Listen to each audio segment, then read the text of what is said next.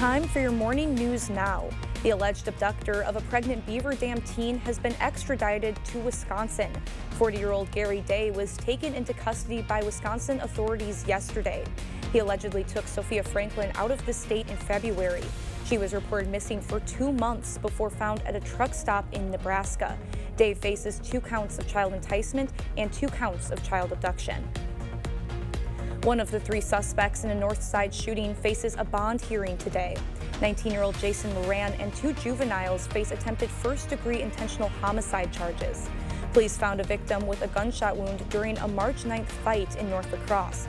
Moran's bond hearing begins at 3:30 this afternoon. Breaking overnight, the Los Angeles DA is asking for today's Menendez brothers resentencing hearing to be postponed. Eric and Lyle Menendez are serving life in prison without parole for the high-profile murders of their parents in 1989. The former LA County DA says a documentary helped persuade him to file a resentencing motion. Current DA Nathan Hochman says he disagrees with that motion and claims they have not yet taken full responsibility. They do not meet the standards for resentencing. They do not meet the standards for rehabilitation. Supporters of the brothers say a reduced sentence is in order, arguing the siblings were abused by their parents and have been model inmates during their more than 30 years in prison. A school scare in Onalaska yesterday. The middle school briefly evacuated after a gas line ruptured. Construction in the area reportedly caused it. Fire crews and Xcel Energy were on the scene, making sure everyone was safe. I mean, the kids are outside for an extended period of time, and that's mainly due just to the large structure and having to ventilate all that gas out of there. Xcel Energy did a phenomenal job. They were on scene very quickly, probably 15 minutes after we arrived on scene, and they had the gas capped very quickly as well.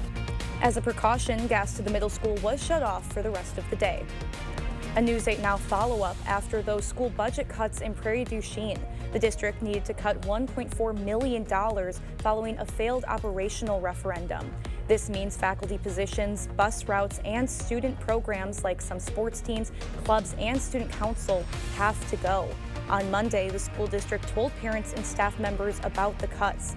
The district superintendent says parents responded with concern. Talking about transportation, talking about safety, we had to cut a bus route there. We're talking about programming, losing opportunities for our students, and then staff who have been tremendous in our community, that we're going to lose staff, up to 7.5 teachers for next year. The district will reevaluate the need for student programs every year. Parents can comment on the cuts at the school board meeting on May 12th.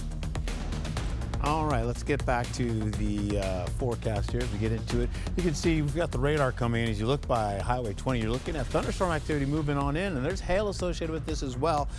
That's really where I don't want to be right now. Prairie du Chien going towards Gutenberg. That's on the way. It's about to hit you, even Dubuque, Iowa. I should let you know, in the sake of being honest there, it's about 102 plus miles or so getting between Waterloo and Prairie du Chien. All right, that being said, we get into your forecast with showers on the way today. We're looking at about a 70% chance coming in. Most of it's going to come into possibly the late afternoon into the early evening. Through that, going into Friday as well, finishing out. Saturday is dry, nice, and pleasant. Sunday, Easter Sunday, is going to have a few showers coming in. Sorry for those folks hiding Easter eggs. Be safe out there. A St. Paul man's record collection included a record that accidentally held overdue from a library, and it could have been an expensive mistake. Zeph Miller used his library card to check out a Cat Stevens record from his local library back in 1976. Miller did not realize he forgot to give it back until his grandkids spotted the record. He later tried to return the record to a nearby library, who let him keep the record without even having to pay any fines or penalties, which were estimated to be over $5,000 in late fees. That was really nice of the library there to give him a penalty-free record, I guess. Yeah, some librarians are super cool. Yeah, for sure. And I mean, I guess at that point too, it's just you kind of forget about it. But I mean, this is like a perfect story for us, as we were talking about music earlier. I think that each of us, maybe not playlists, but maybe recommend a song for the viewers to listen to. Do you have anything? You go right ahead. Okay, I'm going to say Cruel Summer, Taylor Swift. It's been big on the radio in the last year or so. I'd recommend that one.